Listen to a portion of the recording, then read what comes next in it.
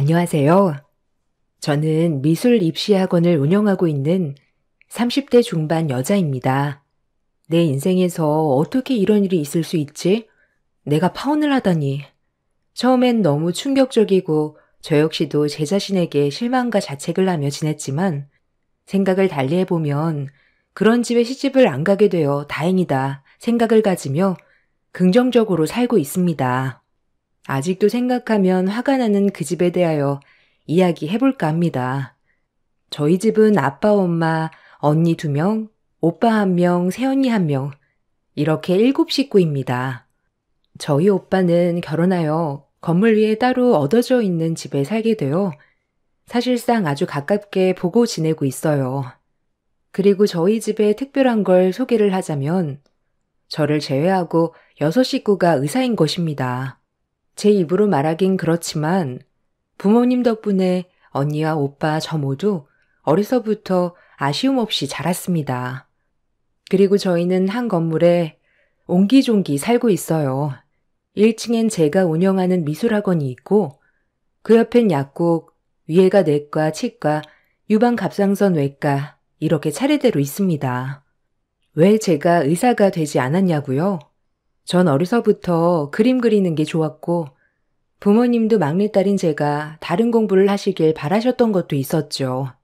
저는 어려서부터 친한 친구 아니고서야 굳이 저희 집 이야기를 하지 않았기 때문에 제 주변 사람이라고 해도 저희 집에 대해 몰랐던 사람들이 많았습니다. 몇 년 전 우연히 소개로 알게 된 남자와 연애를 하게 되었고 몇몇 걸리는 것 빼고는 큰 단점 없는 사람이니 이 사람이면 되었겠다 싶어 결혼 준비를 하고 있었어요. 저는 남들에게 자랑을 하거나 한 번도 저희 집에 대하여 언급을 한 적이 없었기 때문에 남자친구는 제가 평범한 집안에 미술 전공을 하여 동네에서 조그맣게 미술학원을 운영하는구나 정도만 알았죠. 남자친구는 로스쿨을 진학해 변호사가 된 케이스입니다. 변호사 좋은 직업이죠. 본인의 직업에 프라이드를 갖는 것 같아 멋있기도 했었고요. 첫 만남부터 남자친구는 본인의 누나와 매형 얘기를 하며 너무 본받고 싶다. 나도 열심히 해서 그렇게 될 것이다 라고 종종 어필해 왔습니다. 매형과 누나도 변호사입니다. 매형은 검사 출신 변호사시고 누나는 똑같이 로스쿨 출신 변호사죠. 난 진짜 우리 누나랑 매형을 너무 존경해. 매형은 검사 출신 변호사라서 그런지 내가 나가는 소송에 대해 많이 조언도 해주고 공부할 땐 누나가 엄청 든든한 힘이 됐어. 그러게. 자기 말 들어보면 누나랑 매형이 자기의 든든한 멘토 같네. 매형과 누나가 선배로서 남자친구를 좋은 길로 끌어주고 좋은 영향을 많이 주었나 보다. 너무 보기 좋은 남매다라고 긍정적으로만 생각했던 것 같습니다. 그리고 오히려 남매 간의 우애가 좋아 보여 너무 보기 좋았죠. 저도 제 가족을 특별히 생각하는지라 가족애가 있는 남자친구의 이런 모습이 끌렸던 것도 사실입니다. 저 역시 마찬가지로 저희 부모님, 저희 오빠와 언니들을 존경하니까요. 남자친구가 늘 말하길 자기네 부모님은 정말 고생 많이 하셔서 우리를 키우셨다라는 말을 많이 했어요. 남매를 공부시키느라 부모님이 진짜 고생하셨다. 내가 진짜 꼭 효도를 해야 한다라고 들을 때마다 이런 말을 들으면 남자친구 부모님도 참 흐뭇해 하시겠다. 그동안 고생하신 거 다 보람 있으시겠다라고 생각하며 흐뭇하기도 했었어요. 여기서 가족들에게 저런 마음을 느끼는 남자라면 정말 결혼해서도 큰 문제 없이 잘 살 수 있겠다라고 생각했던 것 같습니다. 이게 큰 오산이었죠. 처음 만날 때부터 그는 이렇게 말은 했지만 마음은 찝찝했죠. 너 미술했으면 집에 돈 많이 들었었겠다. 너같이 애초에 공부가 아닌 사람은 딱 길을 틀어도 좋을 것 같아. 그래도 밥벌이는 하잖아. 괜히 안 되는 거 붙잡고 있다가 시간만 낭비할 수도 있는 거고. 자기야, 무슨 말을 그렇게 해. 그래도 나 진짜 피나는 노력 끝에 여기까지 온 거야. 중학교 때부터 입시에 내가 원하는 대학 쉽게 간 거 아니야. 정말 지금도 애들 가르치면서 입시 미술하는 거 쉬운 거 아니라고. 자기가 공부 열심히 해서 좋은 결과를 얻은 것처럼 나도 마찬가지라고 생각해. 아, 알지. 그냥 난 자기처럼 그래도 재능이 있어서 재능 있는 거에 몰빵해도 괜찮다는 말이었어. 괜히 공부하다가 내가 하고 싶은 것도 못하면서 이것도 저것도 아니게 살면 안 되잖아? 나처럼 공부해서 변호사 되는 게 쉬운 것도 아니고 공부해서 취직해서 그냥 그런 연봉 받으며 사는 사람이 태반인데 이런 세상에 자기같이 재능 있는 게 좋아 보여서 한 말이야. 종종 들었을 때 예체능을 약간 무시한다는 느낌을 받을 때가 있었지만 그렇게 딱히 심각하게 생각하진 않았던 것 같아요. 평소엔 이런 거를 제외하곤 정말 다정다감했고 제가 예술계통이고 남자친구는 공부를 하였던 사람이기 때문에 단순히 궁금해서 그렇구나라고만 여겼던 것 같아요. 그런데 남자친구랑 만나서 부모님 얘기가 나올 때마다 그다지 유쾌하지 않은 질문들 뿐이었어요. 우리 엄마가 너 어디 대학 나왔냐고 궁금해하셔. 미술학원 운영하면 한 달에 대충 고정적인 수입이 있냐고도 하시는데 너 혹시 수입이 들쭉날쭉한 건 아니지? 아무래도 월급쟁이들에 비하면 내 수입은 들쑥날쑥하긴 하지. 많이 버는 달이 있으면 한참 비수기인 달도 있고 그래도 평균 금액은 거의 비슷해. 학생 수도 늘 비슷하고. 아무래도 엄마가 예체능을 시켜본 적이 없어서 자기에 대해 궁금한 게 많으신가 봐. 자기가 이해해. 어. 말을 아무렇지도 않게 할 때마다 마음은 굉장히 불편했지만 아들이 좋아하는 여자니까 뭐 물어보실 수도 있겠지 싶으며 애써 합리화를 했던 것 같아요. 마음 한켠엔 우리 엄마 아빠는 그에 대한 질문보다는 사람 어떠니? 너한테 잘해주니? 라고 기본적인 것 외엔 따로 묻지 않으셨죠. 아마 그냥 저를 조용히 응원해 주셨던 것 같아요. 그리고 저는 H대학교 서양미술학과를 나왔습니다. 제가 정말 가고 싶어 했던 대학교와 과에 붙었어요. 단 한 번도 제 학력과 경력이 누구나 얻을 수 있는 건 아니라고 자부하며 열심히 살았죠. 남자친구는 저희 부모님이 전문직에 종사하신 줄 알지만 의사인 것은 몰랐습니다. 딱히 부모님 직업이 중요하다고는 생각해 본 적이 없으니까요. 저 역시 남자친구 부모님이 뭘 하시는지에 대해 일절 물어보지 않았고요. 아마도 남자친구는 저희 부모님들이 공무원인 줄 알았던 것 같아요. 어느 날 결혼 얘기가 본격적으로 나오기 시작했을 때 그 집 부모님께서 저를 한번 봤으면 하더라고요. 저는 남자친구에게 부모님이 뭘 좋아하시냐부터 시작해서 설레는 마음, 긴장되는 마음을 안고 부모님을 뵐 준비를 하였습니다. 백화점에 방문하여 어머님의 스카프와 아버님 드릴 넥타이, 그리고 벨트를 준비했습니다. 첫 만남이지만 제가 결혼을 생각하고 있는 남자친구였기에 남자친구 부모님께 당연히 아깝다는 생각보다는 더 좋은 것을 해드리고 싶은 마음으로 백화점 브랜드의 선물과 그의 어머님 드릴 꽃도 장만하였습니다. 첫인상이 제일 중요할 것 같아서 정말 잘 보이려고 애를 썼죠. 엄마, 인사해. 내 여자친구 윤이야. 자기야, 여기는 우리 엄마, 아버지셔. 아, 처음 뵙겠습니다. 임윤이라고 합니다. 반가워요. 아니, 생각보다 미인이네. 난 우리 아들이 어떤 모습에 반했는지 진짜 궁금했는데. 미인이구나. 근데 예쁜 거 얼마 못 간다. 네?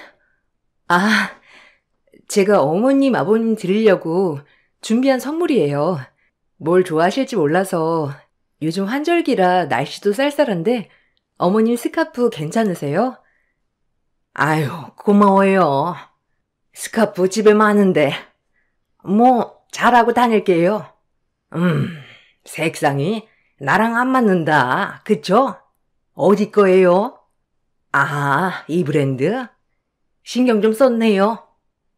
남친 아버님은 그냥 말없이 고맙다고 하셨지만 제가 처음 온 순간부터 그렇게 달가워하지 않으시는 것 같았고요. 남친 어머님은 처음부터 웃으면서 비아냥대는 것 같았습니다. 이때까지 둔한 저는 원래 합법이 저러신가? 라고 생각하며 어른들이니 그냥 넘어갔습니다. 남친 부모님들과 식사를 하면서 무례한 질문은 계속되었어요. 아니, 우리 아들은 진짜 변호사님이고, 난 같은 법 쪽의 사람 만나길 바랬거든. 근데 갑자기 미술한다고 해서 놀랬잖아. 아, 말은 나도 되죠? 우리 아들보다 어리니까. 얘네 누나 얘긴 들었죠? 같은 변호사 만나서 지금 말도 잘 통하고 얼마나 좋아? 이게 수준이 맞아야 한다니까, 서로. 그게 쉽나 어디? 하여튼 내가 그린 말을 했건만. 저기 어머님 아버님은 뭐 하셔? 아니 미술 공부만 한 거면 딸 하나만 미술 공부 시키신 건가? 뭐 어려서 공부는 딱히 많이 안 했어도 되잖아, 미술은. 안 그래? 네? 어려서부터 그래도 미술을 해서 재료값이라든지 입시 비용이라든지 저희 엄마 아빠도 뒷바라지 많이 해주셨죠. 진짜 이게 웬 미친 소리인가 싶기도 했어요. 처음엔 저 말을 듣고 절대 한마디도 편들어주지 않는 남친을 보며 지금 단단히 잘못되어 가고 있다고 느꼈습니다. 애초에 남친 부모님은 절 달가워하시지도 않았고 남친이 좋다니 한번 만나 알아서 떨어져 나가라고 생각하는 것 같았어요. 너무 비굴하고 수치심이 느껴졌지만 저희 부모님을 생각해서 바로 일어날 수가 없었습니다. 단 한 번도 예의 없게 가르치시지 않으셨거든요. 난 결혼해서 우리 아들이 힘들게 처자식 먹여 살리는 거 정말 반대야. 윤희 씨도 일은 할 생각이지? 힘들게 공부해서 내가 그러라고 장가 보내는 것도 아니고 결혼하면 신랑한테 기대지 않을 정도의 벌이는 되고 우리 딸이야. 뭐 변호사님이시니 남편한테 전혀 부담도 안 주고 에휴 나도 변호사 며느리 보나 했더니 네, 저도 당연히 일을 놓지 않을 생각이고요. 지금 들어보니 어머님께서는 저를 별로 달가워하시지 않는 것 같네요. 저도 제 직종에서 공부하는 만큼은 다 했고요. 어디 가서 직업에 대해 비난받을 정도는 절대 아니라고 생각합니다. 식사는 감사히 맛있게 먹었습니다.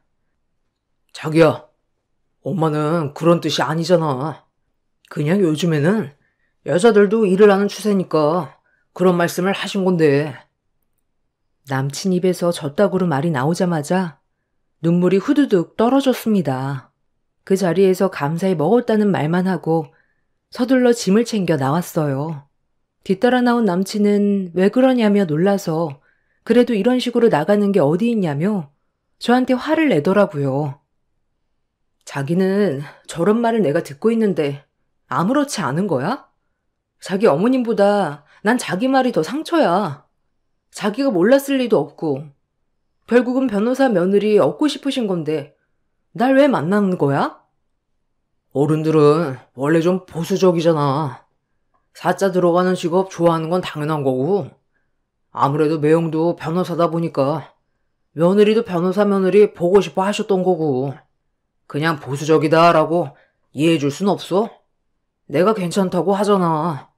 너랑 결혼하고 싶고 처음이라 그러시는 거야. 너가 이해해. 우리 엄마 아빠 엄청 고생했다고 했잖아. 나랑 누나 키우는데 보상받고 싶어 하시는 거 당연한 거 아니야? 뭐? 보상?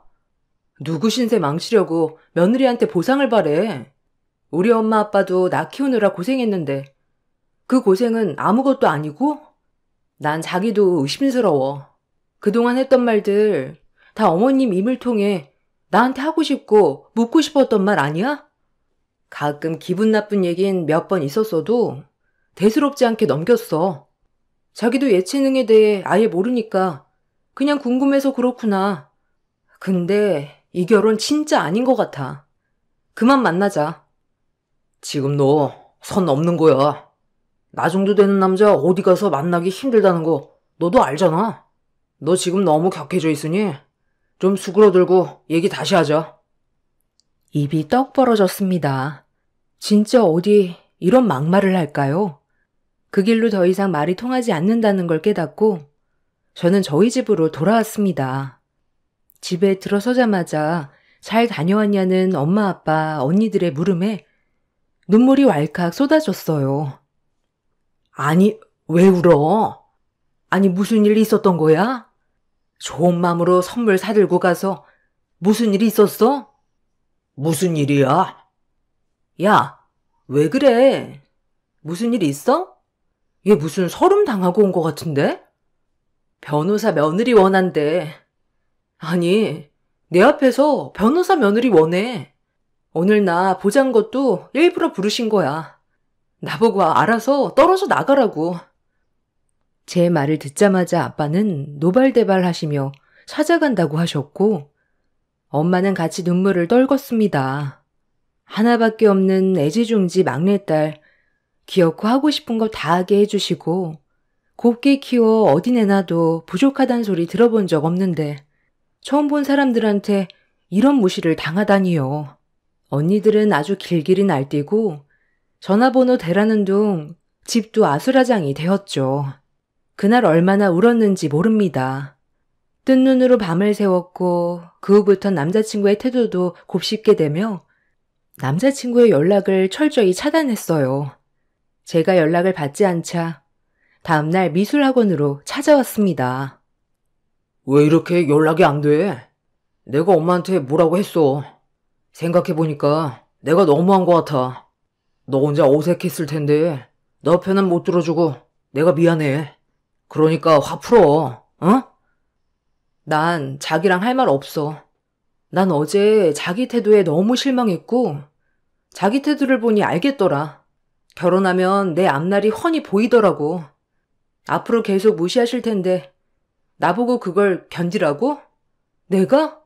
왜? 첫 만남에 저렇게 무례하신데 며느리 되면 얼마나 더 하시겠어. 나는 마음 정리 다 했어. 너무 극단적으로만 말하지 마. 아무래도 나 힘들게 키워오신 분들이니까 원하는 며느리 얻고 싶은 건 당연한 거잖아. 어제 엄마도 아차했어.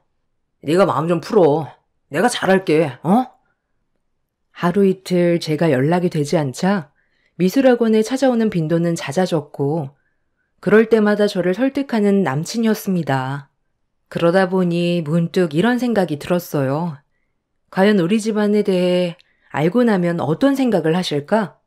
그렇게 남친과 남친 누나, 변호사라고 저를 그렇게 무시했는데 과연 저희 집안이 의사 집안에 건물 몇 채나 있는 집인 걸 알게 되면 절 그렇게 대할 수 있는지도 궁금해졌습니다.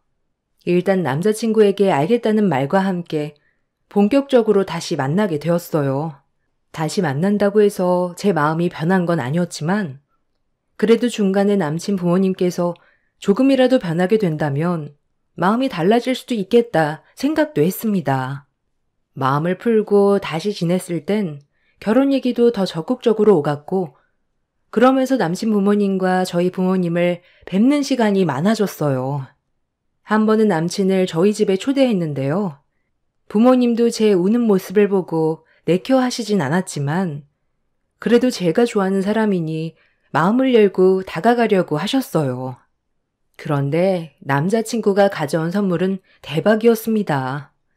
우리 집을 어떻게 본 것인지 몰라도 처음 만나는 여자친구 부모에게 사과 한 박스라니요.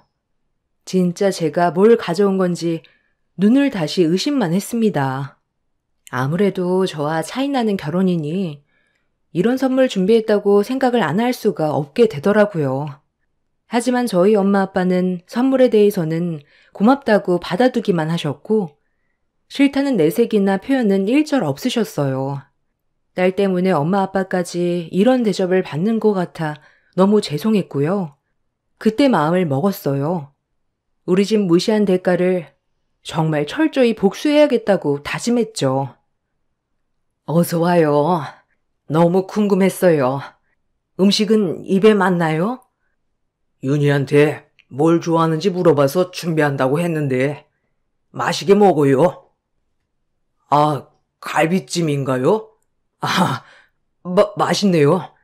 윤희도 어머님 음식 솜씨를 닮아야 하는데 저 밥 해주려면 지금부터 열심히 연습해야겠네요. 엄마와 아빠는 급격히 표정이 어두워졌습니다.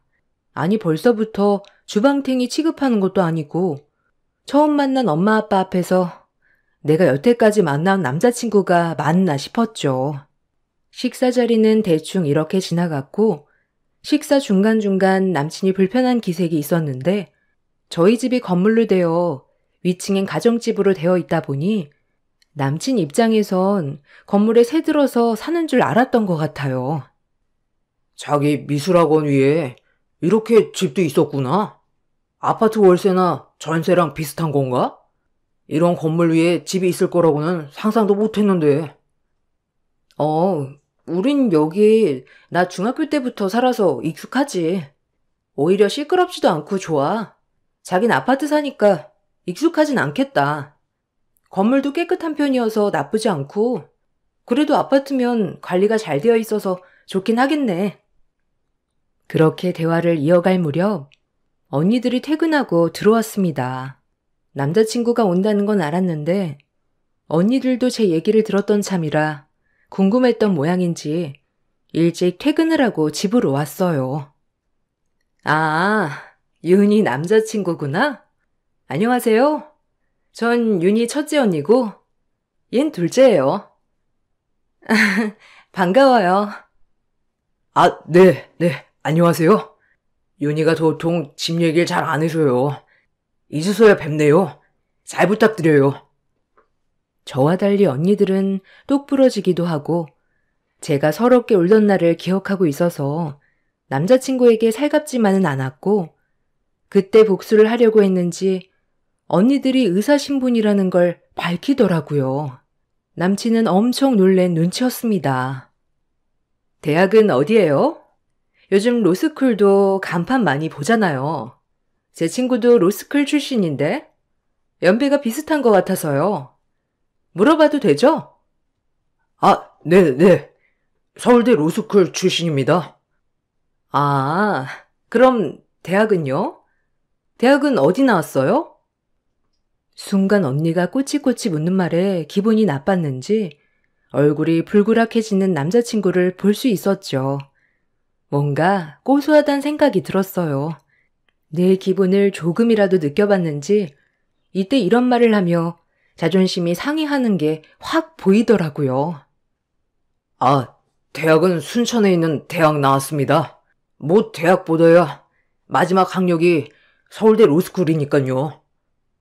아, 그래도 로스쿨 출신이어도 대학도 중요하지. 요즘 로펌 들어가기 얼마나 어려운데, 안 그래요? 그래도 취업 잘했다면 다행이지만요. 금방이라도 당신은 어디 대학 나왔냐고 물어볼 기세였지만 그래도 첫 만남이니 더 이상 묻지 않더군요. 그렇게 식사 자리를 마치고 남친을 배웅하던 차에 남친의 불만이 터져 나왔습니다. 자기를 함부로 대했다는 둥, 언니들이 왜 이렇게 개념이 없냐는 둥, 일단 다 참았어요. 어차피 곧 헤어질 거고 아주 입이 떡 벌어지게 복수할 계획이었으니까요. 그러고 나서 철저히 복수 계획을 세웠습니다. 그 과정 중 역시나 예비시댁의 만행은 끊임없었죠. 중간에 남자친구에게 건물주 딸의 선자리를 제시하는 둥 결과는 계속 저를 못마땅해 했어요. 이것 또한 개념 없는 남자친구 입에서 듣게 되었죠. 아빠가 좋은 사람 있다고 선보는 거 어떠냐더라? 그래도 난 자기를 너무 사랑하니까 당연히 안 된다고 했지. 아직도 못마땅해 하셔? 자기가 잘 얘기한 거 아니었어? 건물주 딸? 왜? 자기 변호사 사무실이라도 차려줄 수 있을 것 같은가 보지? 에이, 말을 왜 그렇게 해? 자기도 좋잖아. 그래도 나 같은 남자가 자기 아니면 절대 안 된다는데 자긴 자부심 가져도 돼. 이런 미친 소리를 하며 저를 놀리는 것처럼 말을 하더군요. 정말 어이가 없었지만 곧 계획은 실행될 예정이니 참았어요. 아주 그 집 콜을 납작하게 해주겠다는 일념 하나로 참았던 것 같아요. 엄마, 아빠, 언니들과 오빠에게도 저의 계획을 말씀드리니 아빠와 엄마도 경우 없으신 분들은 아니지만 제가 그동안 그 집에 당했던 걸 생각해 동의해 주셨고요.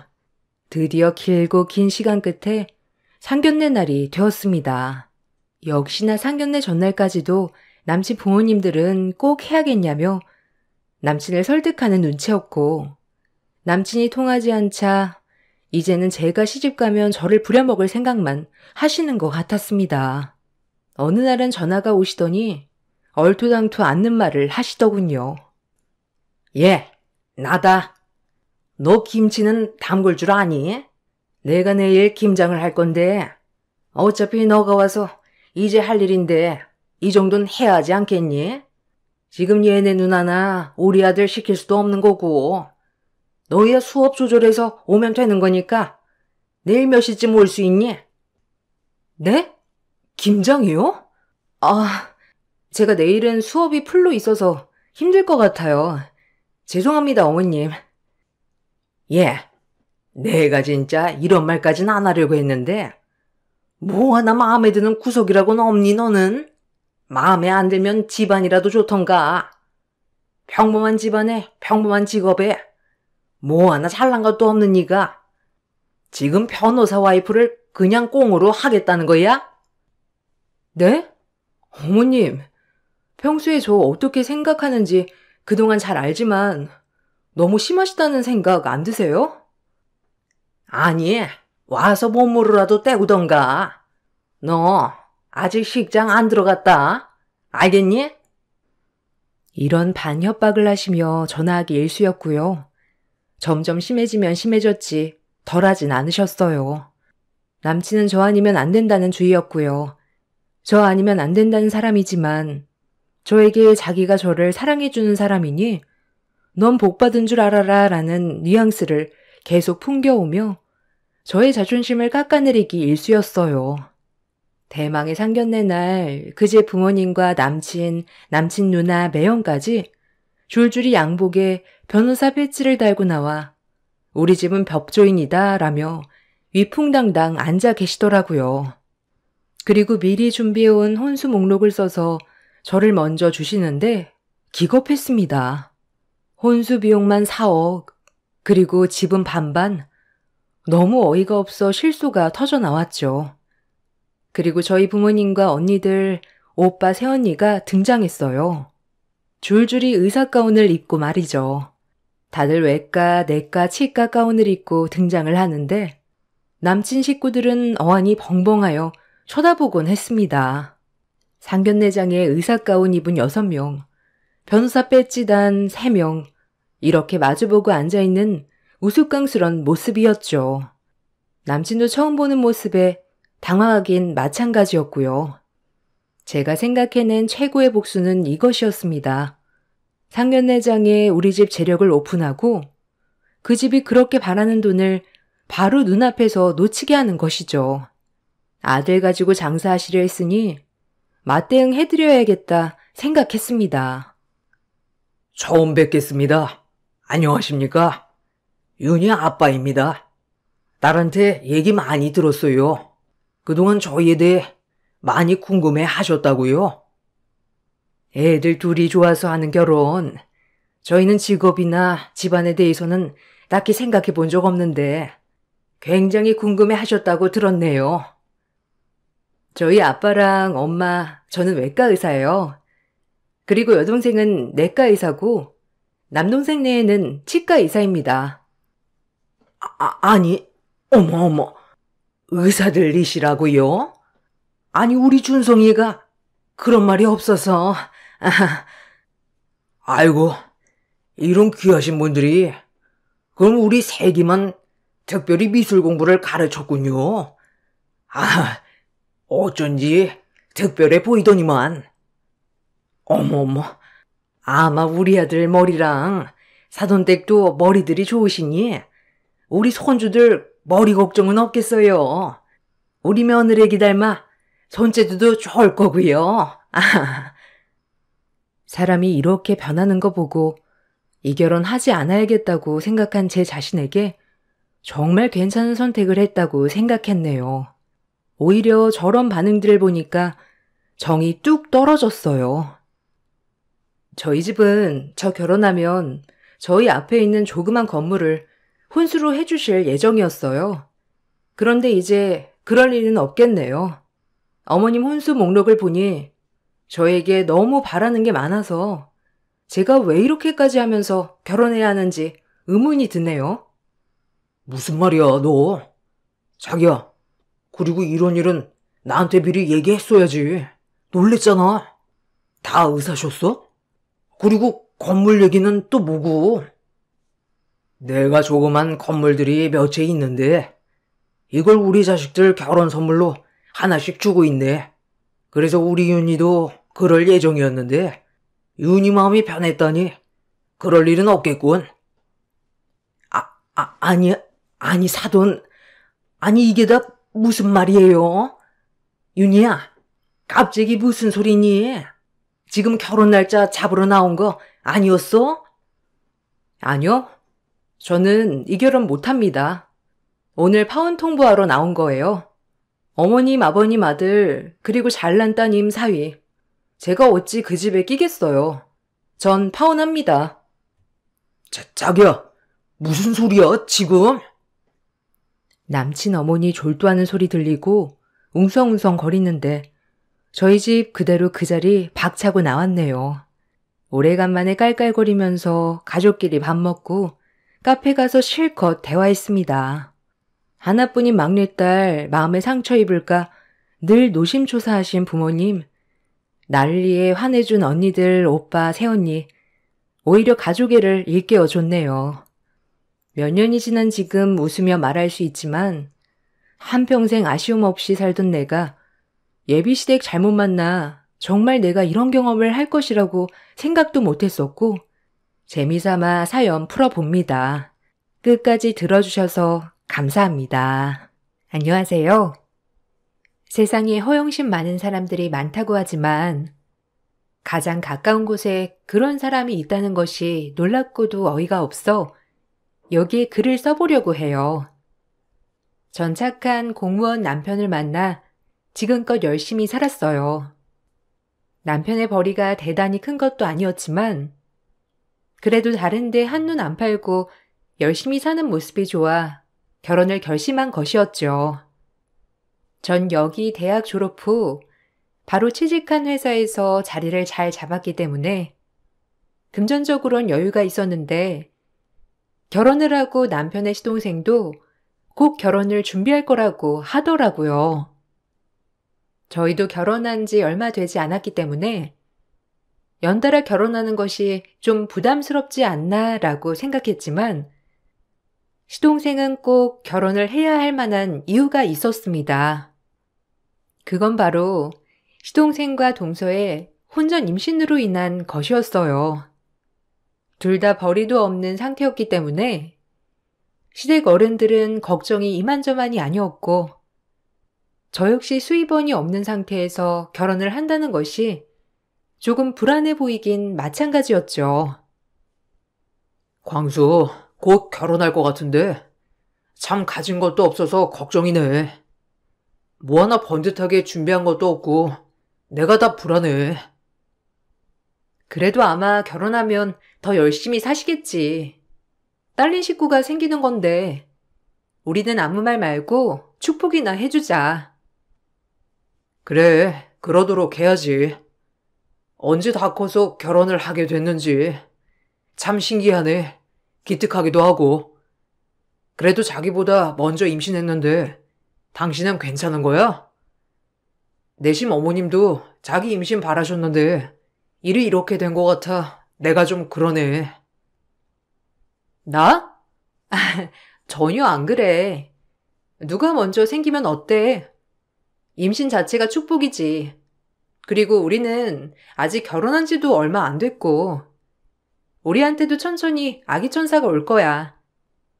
그러니까 너무나 신경 쓰지 마. 지금은 동서랑 서방님만 축하해주자. 알겠지? 남편과 6살 정도 차이가 나는 시동생이었기에 남편은 남동생을 조금 애틋하게 봤어요. 가진 건 없지만 혼전 임신으로 결혼을 하게 되는 시동생네를 안타까워하기도 했고, 그러면서도 한편으론 저보다 먼저 임신한 동서 때문에 제가 조금이라도 마음이 그럴까봐 저부터 챙기는 남편이었죠. 그런 다정한 남편 덕분에 오히려 좋은 마음만 들었던 것 같아요. 능력이 없는 서방님과 동서였지만 그래도 이제 가장이 되는 거니 더 열심히 살겠지라는 좋은 마음으로 응원해 줬어요. 그렇게 저에겐 동서가 생겼고, 동서는 세상 물정 모르는 서방님과는 다르게 굉장히 눈치가 빠르고 영특했어요. 오히려 서방님 옆에 저런 사람이 있다는 것이 전 좋아 보이더라고요. 하지만 그런 모습도 잠시 동서는 모든 면에서 저보다 잘나고 싶어 했어요. 형님은 아기 안 가지세요? 그래도 저희가 먼저 가져서 죄송하네요. 아무래도 순서가 있는 건데 이 집 장소는 저희 아들이 되겠어요. 안 그래요? 그럼 어머님이 돌아가셨을 때 나눠주실 재산도 당연히 우리 아이가 가장 많이 받을 거고. 동서, 무슨 먼 얘기를 그렇게 해. 그리고 내가 결혼한 지 얼마나 됐다고. 내 걱정은 안 해줘도 돼. 동서나 몸조리 잘해. 그래도 그게 아니죠. 전 항상 형님한테 죄송한걸요? 제가 눈치 없이 아들을 가진 것 같아서. 장남은 형님네인데. 나 생각해줘서 고맙네. 근데 그런 걱정은 안 해도 돼.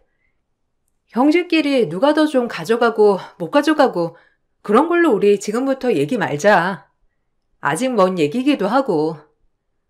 지금은 동서 뱃속에 있는 우리 조카 건강하게 태어나길 바랄 뿐이야. 네, 참 형님은 가만 보면 참 마음이 바다같이 넓으신 것 같네요. 어쩜 이리도 제 생각을 해주시는지 참 눈물이 나네요. 동서의 말이 비꼬는 말인 걸 알았음에도 그저 가족끼리 잘 지내고 싶었고 손윗사람으로서 동서를 품어야겠다고 생각했어요. 하지만 동서는 생각해주는 척 아이가 없는 저에게 늘 먼저 가져서 미안하다는 핑계로 압박을 주더라고요. 어머님이나 남편 누구 하나 임신 얘기를 꺼내지 않는데 늘 동서는 저를 만나면 먼저 임신을 했다는 이유로 저에게 임신 타령을 하더군요. 듣기 좋은 소리도 한두 번이지 매번 이런 식으로 얘기를 듣게 되자 동서가 점점 얄미워지기 시작했어요. 능력이 없는 서방님과 결혼을 하고 동서는 돈이 없다는 이유로 매번 시댁에 와서 어머님 주머니를 털어갔는데 정말 철이 없어도 너무 없는 동서였어요. 그런 동서를 보면서 한편으론 참 뻔뻔하다는 생각이 들면서 저런 것도 능력이구나 싶었고 그 정도로 동서에겐 염치라고는 없었어요. 우리 이는 지금 대기업 들어가려고 준비하는 거잖아요. 취직을 못하는 게 아니라 오라는 데는 많은데 제가 다 거르고 있어요. 이왕이면 대기업 들어가야지 좋은 거잖아요. 뭐 꼴랑 아주버님처럼 공무원 해도 되긴 하지만 평생 쥐꼬리만한 월급 받으면서 전 그렇게 못 살아요. 남자라면 좀 포부가 크게 살아야지. 안 그런가요? 그래서 말인데요, 어머님. 저희 생활비 좀... 아휴, 일단 들어갈 데가 있으면 들어갔다가 다른 데 이직해도 괜찮지 않니? 너희 세 식구 내가 언제까지 생활비를 대줘야 해? 결혼하면 독립하는 거라는데 어쩜 이렇게 독립이란 게 없어 없기를.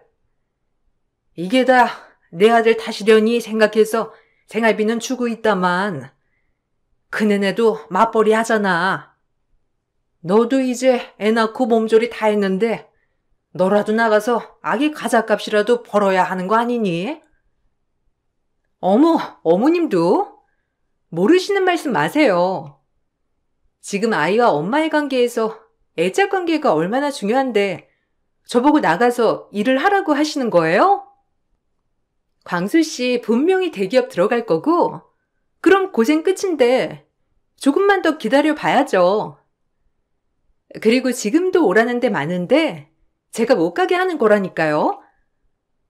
뭐 어머님은 여유가 되시니까 그저 투자한다 생각해 주세요. 저희한테. 동서는 어머님께 생활비를 타가면서도 늘 뻔뻔했어요. 어머님은 그런 동서를 못마땅히 여겼지만 본인 아들이 못나서 그런 거라며 매번 생활비를 챙겨주셨죠. 저 역시 동서가 마음에 들진 않았지만 이런 부분은 제가 왈가왈부할 일이 아니라고 생각했어요. 하지만 동서는 매번 저희를 깎아내리기 바빴는데 지금 생각해보면 저희한테서 오는 자격지심으로 인해 저희를 깎아내렸던 것 같아요. 어머님 생신으로 시댁 모임이 있던 날도 제 선물을 보고 기뻐하시는 어머님을 향해 또 한 번 은근히 저를 내리 깎더라고요. 그 모습이 얄밉고 정말 싫었지만 무식한 사람 상대해봤자 내 입만 더러워지지 이런 생각을 하면서 이를 갈고 참았어요. 어머님, 여기 이거 제 마음이에요. 뭘 해야 될지 몰라서 일단 현금 준비했는데 어머님 친구분들이랑 맛있는 거 드시고 마음에 드시는 거 구매하세요. 다음번에 더 여유가 있을 때 더 많이 챙겨 드릴게요. 그래도 건강이 최고니까 건강 꼭 주의하시고요. 아유, 고맙다. 내가 며느리가 생기니 이런 것도 받아보고 좋네. 아들들만 있어서 그런 거 한 번을 챙겨 받아본 적이 없는데 다들 무뚝뚝해가지고 금액이 뭐가 중요하냐? 마음이 중요하지. 다음번에 더 많이 안 줘도 되니까 부담 갖지 마. 고마워 정말. 엄마, 며느리 잘 뒀죠? 몇 날 며칠을 고민하더라니까. 엄마 선물로.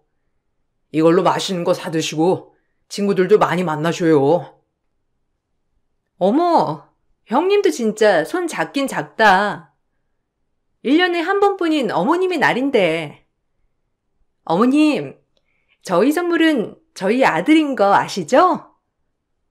어머님한테 제가 떡두꺼비 같은 손자 안겨드렸잖아요. 누가 할 수 있겠어요? 저니까 어머님한테 이렇게 제일 큰 선물을 한 거죠.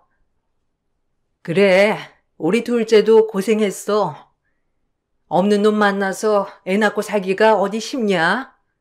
고맙다 너도. 아무튼 오늘 다 고마워. 아무래도 뭐니 해도 어머님한테 손자만한 선물이 있겠어요? 아무도 못 해드리는 선물 제가 해드린 거예요. 동서는 은근히 또 한 번 아이가 없는 저를 내리깎으며 제가 드린 현금 액수도 너무 작다며 코웃음을 치더라고요. 그래놓고 본인은 본인이 낳은 아들이 선물이라나 뭐라나. 그 말을 듣고 정말 얄미워서 참을 수가 없었어요. 그리고 밥을 먹다가 대뜸 저희 남편 월급을 대놓고 물어보더라고요. 일반 회사원보다야 작다고 하니 코웃음을 치며 역시 공무원은 안 해야겠다며 말끝마다 아주 미운 말만 골라 하는 동서였죠. 서방님도 동서의 행동이 눈치가 보였는지 동서한테 대놓고 그만 좀 하라고 했어요.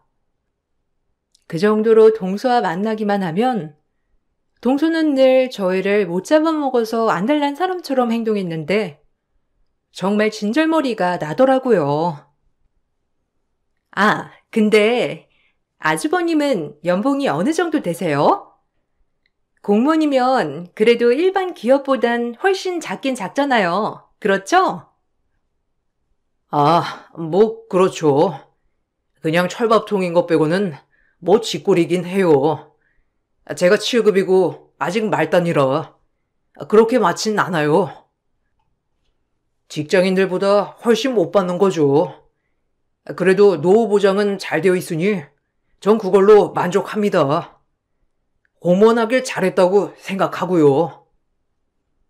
어머, 진짜요? 제가 그래서 이 공무원 준비한다는 거 말렸잖아요. 아니, 웬만한 직장인보다 못 받는데 그 월급으로 어떻게 살아요? 형님도 진짜 대단하시다. 그래서 맞벌이 하시는 건가?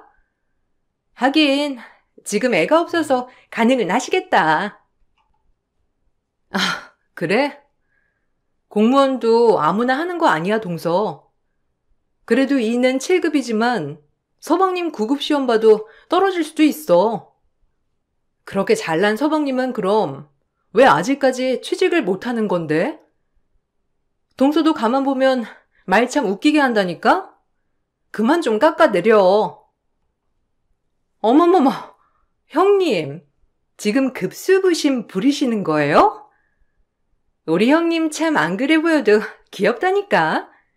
알겠어요. 대단하세요. 당신 그만 좀 해. 왜 이렇게 말이 많아? 밥 먹는데. 형수님, 죄송해요. 뭐 언짢으신 건 아니죠? 그만하고 얼른 밥이나 먹어. 부글부글 끓고 있던 참에 시동생이 말려 간신히 참았고 늘 저런 식으로 동서는 선 넘은 발언들을 하더라고요. 계속 저는 그래 내가 참자. 내가 손윗동선이 참는 거야. 내가 조금 더 여유가 있으니 포용하자라는 마음으로 참아냈습니다. 그리고 그런 저에게 선물같이 아이가 찾아왔는데 그렇게 아이 부심 부리던 동서는 제가 임신을 했다고 하자 입이 대빨 나오더라고요. 본인만이 누릴 수 있는 아이 엄마인 특권이 저에게도 생긴다고 생각했는지 제 임신이 마냥 달가워 보이진 않더라고요. 아이고, 우리 첫째 임신했다는 게 사실이야? 아유, 너무 잘 됐다, 정말. 사실 언제 생기나 너무 궁금했는데 너무 잘 됐어. 그러게요, 어머님. 그래도 생각보다 빨리 찾아와 준 것 같아서 너무 기쁜 거 있죠? 같이 좋아해 주셔서 감사해요, 어머니. 당연히 좋지. 아주 내가 요새들은 어떤 말들보다 제일 기쁘다. 뭐 먹고 싶은 거나 몸 안 좋은 데는 없는 거야? 네 몸이 제일 중요한 거 알지? 아이도 중요하지만 임신 기간에는 산모가 제일 중요해. 그러니까 힘들면 말해라. 반찬이나 이런 것들은 내가 다 싸다 줄 테니까 손 하나 까딱하지 말고 쉬기만 해. 일하랴 살림하랴 산모는 두 가지 다 못하니까 알겠지? 내가 강진이한테도 말할게. 감사해요, 어머니. 이렇게 생각해 주셔서. 그래도 뱃속 아이가 되게 순해서 아직까지는 괜찮은 것 같아요. 힘들면 말씀드릴게요. 혹시라도 너 부담될까봐 내가 얼마나 참았는지. 아유, 이제 한시름 놓겠다. 너무 잘했어. 장애 우리 큰며느리 고생했어. 어머님은 제가 임신했다고 하자 너무 좋아하더라고요. 반찬이며 과일, 고기 등 매일같이 집에 배달해 주셨고 일하느라 바쁜 저를 많이 배려해 주셨는데 정말 감사한 일이었죠. 하지만 이 꼴을 동서는 철이 없게도 가만히 있지 않았습니다. 시어머니가 저를 배려해 주시는 일이 많아지자 동서는 본인과 저를 차별한다고 시어머니에게 따지기 시작한 거죠. 정말 머릿속에 무슨 생각으로 가득한 건지 알 수 없는 동서였고 사람이 어쩜 저렇게 본인밖에 모를까 하는 마음이 들었거든요. 어머님, 너무하세요. 남들 다 아는 임신 형님도 한 건데 과일이며 반찬에 고기까지. 어떻게 매일같이 그 집에 날라주실 생각을 하시는 거예요? 저 정말 섭섭해요. 우리 아이 먹을 간식 한번 가져다 준 적 있으세요? 진짜 너무하네요. 뭐라고? 아니, 너 임신했을 때도 내가 너 먹고 싶은 거며 반찬에 다 해다 줬잖니. 가뜩이나 큰애는 일까지 하는데 얼마나 힘들겠어? 넌 어쩜 애가 신보가 그러니? 그러니까 네 서방이 안 풀리는 거다. 네 신보가 그러니까 마음 좀 곱겠어. 애 엄마가 그러면 되겠니? 가만 보면 너 꼭 큰애한테만 그러는 것 같아. 아유, 네 아들이 널 보고 배울까 봐 내가 마음이 안 좋아. 뭐라고요? 아니, 맞잖아요. 우리 아이가 장손이고 큰 조카인데 어머님이 제일 챙겨야 할 사람 아닌가요? 제가 자그마치 이 집에 장손을 낳아드렸는데 어쩜 이러세요? 형님은 알아서 잘 챙겨 드시겠죠. 나가서 얼마나 잘 먹겠어요? 전 임신 기간 내내 집에만 있어서 그런지 얼마나 우울했는데 정말 너무하시네요. 어쨌든 어머님, 형님한테 너무 그렇게 하지 않으셨으면 해요. 참나, 진짜 기가 막혀서 말이 다 안 나온다. 너 욕심 많은 거야? 내 진작부터 알았는데 참 어쩜 이렇게 욕심이 많은지.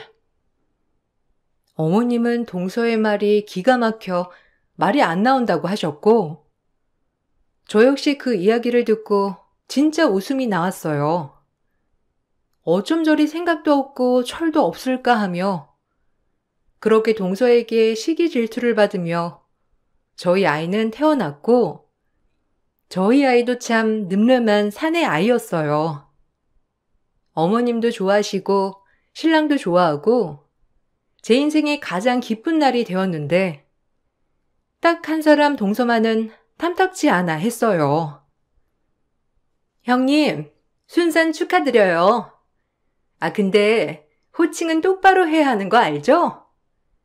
형님네 아이가 늦게 태어났으니 우리 아들이 장손이고 꼬박꼬박 형님 대접해야 한다는 거 아이가 크면 꼭 얘기해 주세요. 그래야 하극상이 안 생기니까. 알았죠? 동서, 이제 태어났어. 무슨 그런 소리를. 그리고 자꾸 순서에 왜 이렇게 집착하는 거야? 설마 재산 때문에 그래? 그전부터 어머님 재산 타령하더니 그 재산이 설마 우리 아이한테 조금이라도 더 갈까봐 장손 타령하는 거야? 요즘 그런 게 어딨니? 형제들 다 똑같이 배분하는 거지. 진짜 그런 철없는 소리 하려거든 얼른 가. 나 지금 회복도 안 되어서 힘드니까. 알겠지? 똑같이라뇨? 엄연히 장손이랑은 달라야죠. 형님이 장손 낳았어도 그런 말씀 하실래요? 전 절대 그렇게 못해요. 그리고 막말로 아주버님이 첫째인데 항상 일이 잘 풀리니까 언제나 광수 씨가 안 되는 것 같기도 하고. 얼마나 제가 그런 마음 드는지 아세요? 재수씨, 억지가 심하네요. 무슨 그런 소리를? 본인 노력에 달린 거죠. 그게 왜 제가 잘 돼서 강수가 안 된다고 생각하는 겁니까? 형기에 눌려서 어렸을 때부터 똑소리 나게 뭐 하나 해본 게 없으니까 하는 말이죠. 그러니 지금까지도 저 모양 저 꼴이고요. 동서, 진짜 비하기 심하네. 그만해, 이런 말 할 거면. 동서가 왜 예민한진 모르겠는데 이런 말 할 거면 가줘. 나 회복해야 하니까. 동서는 이렇게 얘기하고 병실을 나섰는데 기가 막히더라고요. 매사에 꼬여서 늘 저런 식으로 행동하는 게 본인을 갉아먹는 일이란 걸 왜 모를까 하면서 참 아이러니했어요. 안타깝기도 하면서 안쓰럽기도 하고 한편으론 너무 어리석다는 생각이 들었죠. 사람이 매사에 저런 태도이니 잘 될 리가 있나 싶은 마음도 들면서 여러 가지 복합적인 감정이 드는 건 사실이었어요. 그렇게 동서가 한바탕 퍼붓고 간 뒤 저희는 대면대면해졌고 시어머니도 동서의 자격지심이 너무 심하니 특별히 저희 두 집을 부르는 일은 없었어요. 각자 따로 만나거나 하는 날들이 많았는데 그렇게 시간이 많이 흘렀고 시간이 지나고 나니 동서에 대한 미움도 조금씩 잊혀졌습니다. 그러던 중 시동생이 드디어 꿈에 그리던 취직을 해서 축하 파티를 한다고 하더군요. 형님, 제가 오랜만에 전화드리죠? 어머님한테 소식 들으셨어요? 우리 광수 씨 취직했잖아요. 정말 유명한 회사인데 아주 한 번에 면접까지 프리패스했잖아요. 그래서 이번 주말에 저희 축하 파티 하려고 하거든요. 오실 거죠? 그래. 소식 들었어. 가야지. 어디로 가면 돼? 가서 축하도 해주고 오랜만에 밥도 먹고 그러자고. 어디로 갈까? 7구급 레스토랑 예약했으니 거기로 오세요. 아, 빈손이면 섭섭합니다. 밥값은 하셔야죠? 이따 봬요, 형님. 동서는 유명 레스토랑을 알려주었는데 아주 기분이 좋아 보였어요. 드디어 동서가 그렇게도 바라던 서방님도 취직을 했겠다. 이제 동서 마음에 그런 시기 질투나 자격지심이 많이 없어졌으면 좋겠다고 생각하면서 기꺼이 축하 자리에 응했어요.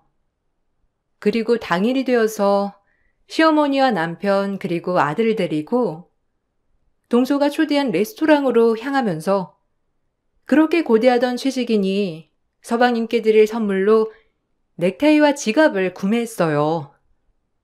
서방님이 좋아하는 브랜드이기도 했고 저 역시 주는 사람이지만 기분이 너무 좋더라고요. 한참 선물을 고르느라 시간이 좀 걸렸고 일찍 출발했지만 결국엔 조금 늦게 도착하게 되었죠. 그렇게 간 레스토랑, 동서는 오랜만에 봤는데도 불구하고 여전하더라고요. 서방님까지 취직을 하고 나니 예전보다 더 근거 없는 자신감이 차오르며 저희를 무시하기 시작하였어요. 대놓고 선물 가지고 얘기를 하기 시작했는데 기분이 나쁘더라고요. 기껏 생각해서 서방님이 좋아하는 브랜드까지 찾아가며 지갑과 타이를 샀더니 동서는 선물이 너무 약소하다며 비아냥대더군요. 좋은 마음으로 선물을 사왔지만 동서의 태도에 정말 기분이 와장창 깨지는 것 같았고 남편 또한 그 모습을 보더니 얼굴을 찌푸렸어요. 어머, 오셨어요? 뭐 드시고 싶은 거 오늘 다 시키세요. 이 벌이가 얼마나 많은데요. 아마 아주버님 지금 공무원으로 오래 근무한 월급보다도 이 초봉이 더 많을 수도. 제가 말했죠? 한 방이라고. 아, 혹시 그 선물 우리 광수 씨 거예요? 아주버님이 이제 40살 정도 됐으니 동생 롤렉스 정도는 사줘야죠. 꼴랑 이게 뭐예요?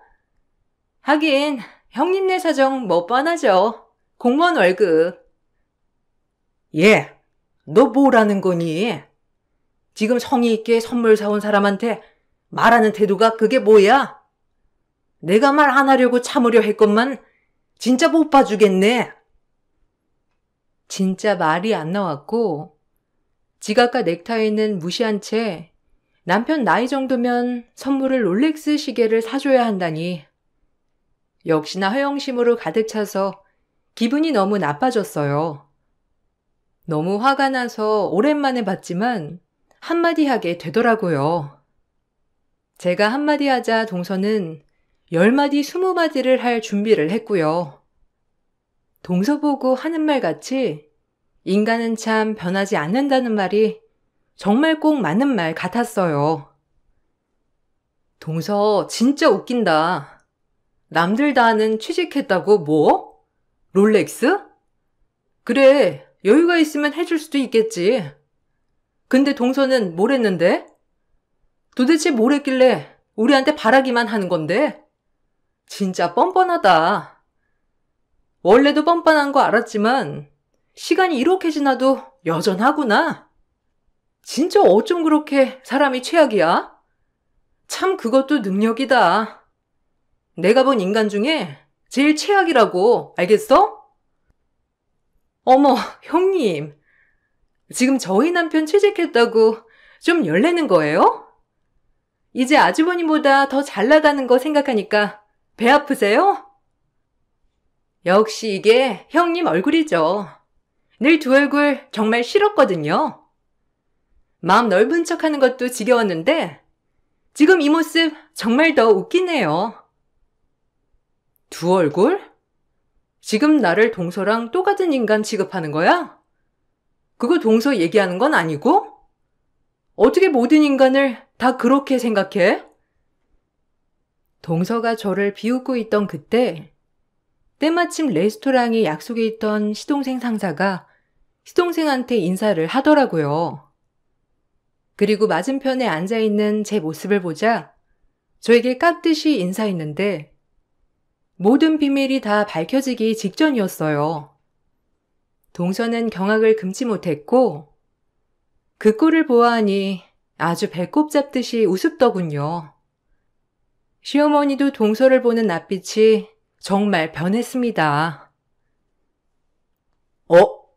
자네, 여기 웬일이야? 아유, 이런 데서 다 만나네. 무슨 가족 모임인가? 전무님? 여기 계셨네요. 아, 네. 가족이라서요. 저희 시동생이에요. 아직 회사 사람들은 잘 모르니까 비밀로 해주세요. 모른 척 아셨죠? 네. 조모님 오더라면 꼭 그렇게 해야죠. 시동생이셨구나. 아우, 자네 아주 굵은 동아줄 하나 가지고 있었구먼. 네. 좋은 시간 보내세요. 저희 전무님이 사실 제 형수님이세요. 진작 말씀 못 드려서 죄송합니다. 회사에서 뵐게요.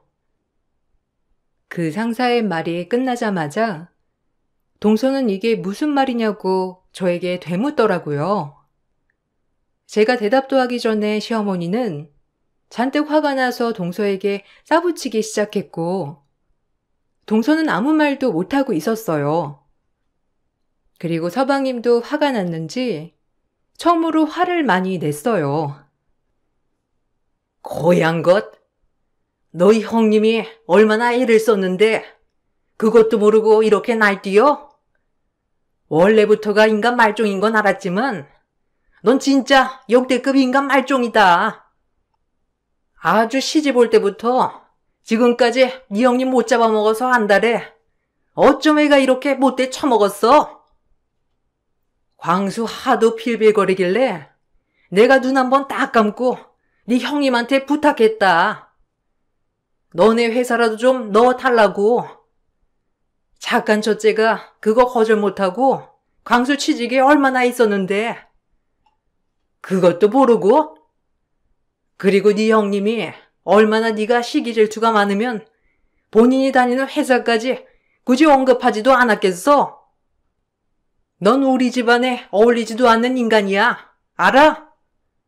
어떻게 너 같은 애가 며느리로 들어왔는지. 그래, 형수님이 얼마나 있었는데. 굳이 말하지 말라고 하셔서 안 한 건데. 내 스펙에 형수가 다니는 회사 들어가기가 쉬운 줄 알아? 형수 정도 되니까 나 꽂아준 거야. 우리 회사 전무님이라고, 알아? 당신이랑 얼마나 차이가 나는 형수님인데. 너 이러는 거 나도 지겹다 진짜. 매일같이 네 친구들이랑 비교질해. 형수에게 느끼는 자격지심 지겨워 정말. 지긋지긋하다고. 진짜 기가 막혀서 말이 안 나온다. 우리 집 걱정 말고 동선애나 걱정해.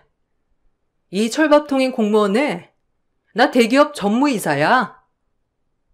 내가 그냥 중소기업 회사원인 줄 알았어? 너도 참 한심하다. 그러니 네 시야가 그 정도밖에 안 되지. 어머님, 저 더 이상 여기 있기 불쾌해서 이만 가볼게요. 도저히 동서랑은 얼굴 마주대고 대화하기 싫네요. 죄송합니다. 재수씨, 아니 광수, 너도 똑같아. 재수씨가 이렇게까지 된 것도 다 너 때문이다. 다신 보지 말자. 너희 지긋지긋해, 정말. 그렇게 남편과 저 그리고 아이는 레스토랑을 빠져나왔고 시동생은 동서를 쥐잡듯이 잡았다고 했어요. 그리고 시어머니마저 동서를 보지 않겠다고 으름장을 놓아서 서방님은 중간에서 이러지도 저러지도 못했고 동서는 결국 저에게 무릎을 꿇고 사과를 해야 했어요. 이렇게 불쑥 찾아와서 죄송해요. 전혀 몰랐어요, 정말. 형님이 그렇게 대단한 회사 전무라는 것도, 그리고 강수 씨 회사에 꽂아준 것도 말이에요. 제가 진짜 무슨 짓을 했는지 그동안 죄송했어요. 네? 혹시 저희 강수 씨한테 무슨 피해 가는 거 아니죠? 형님 그렇게 옹졸한 사람 아니잖아요. 저희 강수 씨 이제서야 취직했는데 안 그래요? 제 실언은 다 잊어주세요. 웃긴다, 동서. 내가 전무이사 아니었다면 과연 이랬을까? 그리고 내가 전무라니까 서방님한테 무슨 해코지 할까봐 이렇게 비는 거잖아. 동서 가식적인 인간 아니었어? 진짜 웃긴다. 어쩜 사람이라는 게 참 그럴 수가 있어? 매번 비교질에 자격지심해.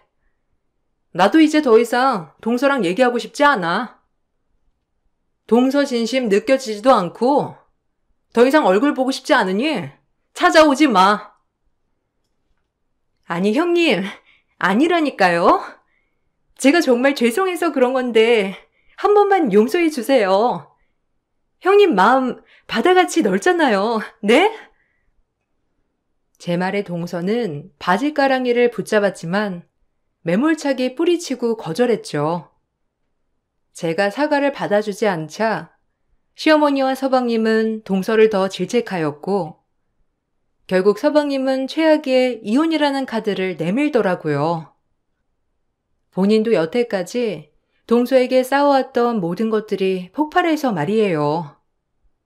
알고 보니 동서와 서방님도 같이 살면서 문제가 참 많았는데 서방님은 그동안에 동서가 마음에 드는 회사가 아니면 이력서조차 넣어보지 못했다고 했죠. 하지만 늘 제대로 돈을 벌지 못하는 그런 비애 때문에 늘 동서에게 기가 눌려서 항상 취업 준비만 했다고 했어요. 그래도 동서 눈에 차지 않았다고 했고 그런 서방님이 이제서야 폭발을 한 것이에요. 일이 이 지경까지 되자 동서는 저에게 계속 애원을 했지만 하나도 불쌍하거나 미안하지가 않았어요. 오히려 저 모습 뒤에 또 어떤 가식이 있을까 하는 생각만을 하게 될 뿐이었죠. 아마도 결혼 초부터 쌓였던 게 폭발하고 말았던 거예요. 난 너 같은 며느리 못 본다. 아니 아무리 철이 없고 욕심이 많아도 그렇지. 어디까지 그럴 거야? 정말 너는 좀만 네 소나기에 뭐 들어오면 아주 나까지 무시하래다. 하나를 보면 열을 알아. 네 형님한테 고마운 줄 모르고 매번 비교질에 자격지심해. 아이고 지겨워. 어머님, 갑자기 왜 그러세요? 저 광수 씨 취업 준비하는 몇 년 동안 제가 얼마나 고생을 했는데 저한테 이러실 수 있어요. 네가 고생을 뭐가 해? 내가 달에 한 번씩 생활비 꼬박꼬박 줘. 먹고 싶은 거 갖다 바쳐. 네가 한 게 뭐가 있냐? 어? 말을 해봐. 네가 나가서 돈 한 푼 벌면서 애 취업 뒷바라지를 했어? 아니면 우리 집에 와서 김치 한 번을 담가봤어? 그래, 너 말 잘했다. 아니, 그건 아니지만 그래도 심적으로 저도 힘들었다고요. 그러니까 그렇게 말씀하지 마시라고요. 아, 넌 정말 끝까지 이기적이구나. 애써 널 포용하고 감싸려고 했던 내가 한심해. 넌 늘 날 우습게 여겼는데 말이야. 광수 씨가 이혼하자고 해요. 이제 와서 저랑 아이는 어떡하라고 좀 말려주세요. 어머님이랑 형님도 막내 아들이 이혼남 되는 꼴 보고 싶지 않잖아요. 네? 그러니까 제발 한 번만 말려주세요. 저 찍소리도 안 하고 살게요. 우리 아들을 봐서라도요. 너 같은 거랑 평생 살 바엔 광수도 결정 잘했지. 우린 말릴 재주 없어. 깔끔히 떨어져 나가. 나도 이제 상관 안 할란다. 자업자득이야. 마음을 그렇게 쓰니 결과가 그렇지. 네 힘으로 뭔가를 이룰 생각은 안 하고 그저 서방님 뒤에서 조종하고 서방님만 들볶았지? 그렇게 살지 마. 너부터가 좋은 사람이면 저절로 주변 사람들이 좋은 사람이 되는 거야. 알겠니? 그 얘기 끝으로 전 동서의 번호를 지웠고 동서에게 질릴 대로 질린 서방님은 합의 이혼이 되지 않자 이혼 소송을 걸었어요. 양육권과 친권의 문제는 다행히 서방님이 일을 하고 있어서 서방님이 갖기로 하였고 서방님 앞으로 아직 어머님이 재산 한 푼 물려준 게 없었기 때문에 재산 분할을 할 것조차도 없었는데 그렇게 동서는 알거지로 쫓겨났어요. 남을 맨날 깔보고 우습게 여기더니 결국은 자기 발등을 찍은 거예요. 본인이 노력할 생각은 하나도 안 하고 처음부터 남편을 등에 업고 모든 걸 깔보려고 했던 동서의 자업자득으로 끝난 마무리였어요. 그리고 시어머님이 재산이 많다는 이유로 본인 아들을 내세워 재산부터 받을 생각을 했던 동서는 결국 저희 집안과 완전 안 좋게 끝을 맺었습니다. 지금 돌이켜 생각해보면 정말 주변에 좋은 사람들만 둬도 모자랄 이 인생에 한 명이라도 주변에 그런 사람이 존재한다는 것 자체가 정말로 피곤하고 나 역시 몸도 마음도 안 좋아지는 것 같아요. 그래도 남은 생 좋은 사람들 곁에서만 지낼 수 있어서 다행이라고 할까요? 동서와 이혼 후 서방님은 오히려 얼굴도 좋아지고 한결 편해 보이더라고요. 가끔 면접으로 아이를 보여주긴 하지만 그때마다 동서는 아이 핑계를 대며 서방님과 재결합의 끈을 놓지 않고 있다는 소식도 들렸어요. 아마 이 집에 계속 들어오고 싶어하는 이유도 어머님의 재산 때문이겠죠? 다행히도 서방님은 동서에게 질릴 대로 질렸는지 여지를 전혀 주지 않고 있다고 하더라고요. 그리고 저희 회사에서 무엇보다 일도 열심히 하고 있고요. 저도 언제까지일진 모르겠지만 주어진 일을 열심히 하며 사랑하는 남편, 사랑하는 아이와 지금처럼 행복하게 살고 싶은 바람뿐입니다. 여러분들도 혹시 바로 옆에서 악영향을 끼치고 있는 사람들이 있다면 당장 떨쳐버리세요. 우리 인생은 좋은 것만 생각하기에도 짧답니다. 제 글을 읽어주셔서 너무 감사드리고 좋은 하루 보내세요. 안녕하세요. 저는 결혼 2년 차 30대 후반 여자입니다. 몇 달 뒤면 매년 찾아오는 추석 명절이 코앞으로 다가오다 보니 마트에서는 벌써부터 명절 선물을 한창 예약받고 있더라고요. 정신없이 움직이는 직원을 보고 있는데 작년 추석 때 있었던 안 좋은 기억이 저를 힘들게 만들었고 불과 작년에 있었던 일이라 정신적 충격에서 아직 빠져나오지 못한 저는 장을 끝까지 못 보고 다시 차로 돌아오게 되었습니다. 저를 걱정한 남편은 이미 끝난 일이라고 진정시켜 주었지만 그때의 기억이 머릿속에 떠오를 때면 눈물이 앞을 가릴 정도로 너무 힘이 들었어요. 작년 추석 처음 명절 때 걱정과 기대를 가지고 시댁을 가게 되었는데 이미 저보다 먼저 도착해 있던 두 형님을 보고 반갑게 인사를 했지만 분위기가 상당히 안 좋아 무슨 이유 때문인지 몰랐던 저는 상황 파악을 하기 위해 형님들 표정을 살폈고 왜 저에게 날카로운 시선을 보내는 건지 알 수 없었던 저는 조심스럽게 둘째 형님한테 제가 실수한 게 있는지 물어봤었어요. 저를 빤히 쳐다보던 둘째 형님은 머리도 나쁜 게 눈치도 없다면서 갑자기 막말을 퍼부어대며 화를 냈어요. 당황해서 아무 말도 못하고 있자 큰 형님이 자리에서 일어나더니 주방으로 들어갔고 둘째 형님이 서둘러 뒤따라 들어가자 저도 눈치를 보면서 들어갔는데 큰 형님이 손으로 가리키고 있는 곳을 보는 순간 입을 다물지 못했어요. 상당히 많은 명절 음식 재료가 쌓여 있었고 큰 형님은 저를 보더니 할 일이 많다면서 오자마자 앞치마를 던졌습니다. 그때 당시 남편은 시댁에 오자마자 아주버님들이 어디로 데려갔어요. 그리고 시부모님은 지방 출타 중이라 저녁을 먹기 전에 올 거라는 말을 둘째 형님한테 들을 수 있었습니다. 동서가 결혼한 지 얼마 되지 않아서 아직 감이 안 잡히나 본데 매번 명절 때마다 항상 이 정도 양은 기본적으로 하거든. 이 동네 특성상 서로 음식을 돌려먹는 관습이 있어서 우리도 많이 준비해야 되니까 서둘러 움직이는 게 좋을 거야. 이번 명절이 첫날이니까 동서는 송편을 빚으면 되겠어.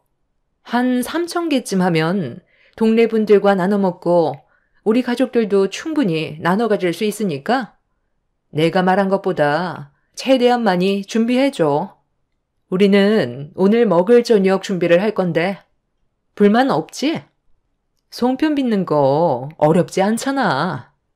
나는 이 집 며느리로 처음 들어왔을 때 동서보다 더 심했었어. 별거 아니니까 엄살 떨지 말고 내가 시키는 대로 토달지 말고 해.